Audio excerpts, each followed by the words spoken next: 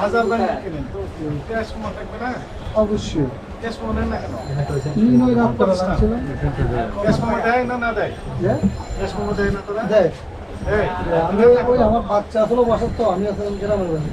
তো বাচ্চা আমি আছি পরশু রাত্রে, আমার বাচ্চা আছে, বাচ্চা আইতে দেখো এখন আইতে এই ছোট বাচ্চা এই জন্য আপনার ক্যাশ মনে এই জন্য বাচ্চারা দেয়নি, এই জন্য বাচ্চাদের দেয়নি, আজকে দেয়নি, আজকেও দেয় নাই, গতকালও দেয়নি, গতকালও দেয় না, আজকে তো তার আমি আগের দিন কিনছি। তার আগের দিন দিয়েছিল, যে তার আগের দিন না, দিয়েছিল, এর আগের দিন কিনি, তার আগের দিন এর আগের দিন আসছে আমার গ্যাপে গ্যাপে ডিম কিনি 15 দিনের আছে আপনার ক্যাশ মেমো।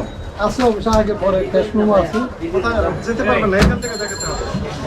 আগে পরে ক্যাশ মেমো সর্বশেষ পয়সা দিতে হবে। আমি বাচ্চা এখন না তো এই জন্য আমি ডিম কিনি মার্কেট থেকে সস্তা সস্তা। কোনো ক্যাশ মেমো নেই। আপনি বলতেছেন 1400 টাকা করে কিনে নিয়ে আসছেন, জি মানে একটা কিনে দাম 14 টাকা করে কিনে নিয়ে আসছেন। কিনে আনছি। উনি বলতেছেন মৌখিক হবে, তার কোনো প্রমাণক নাই। ওই প্রতিষ্ঠানের নাম কি? কামরুল হাসান, এবার আরো তো নাম আছে না? এই কামরুল হাসান শহীদ।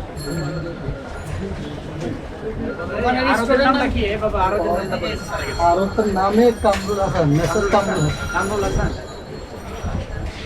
চলেন দেখি ওখানে কত দূর। আসেন, আপনি আসেন।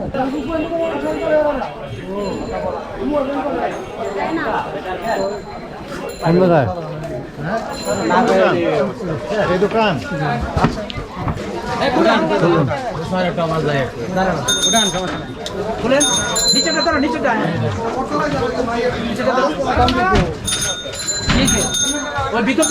ভিতরে লোক আছে,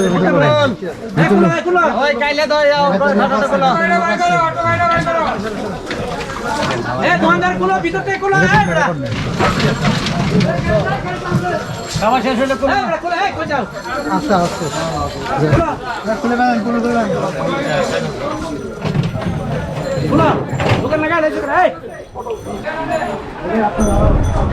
হাই হাই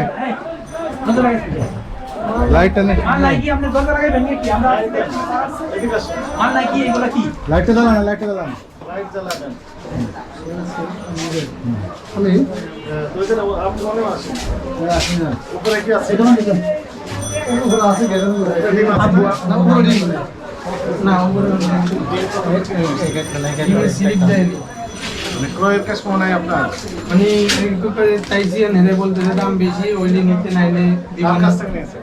ময়মনসিং থেকে কত করে কিনেছেন?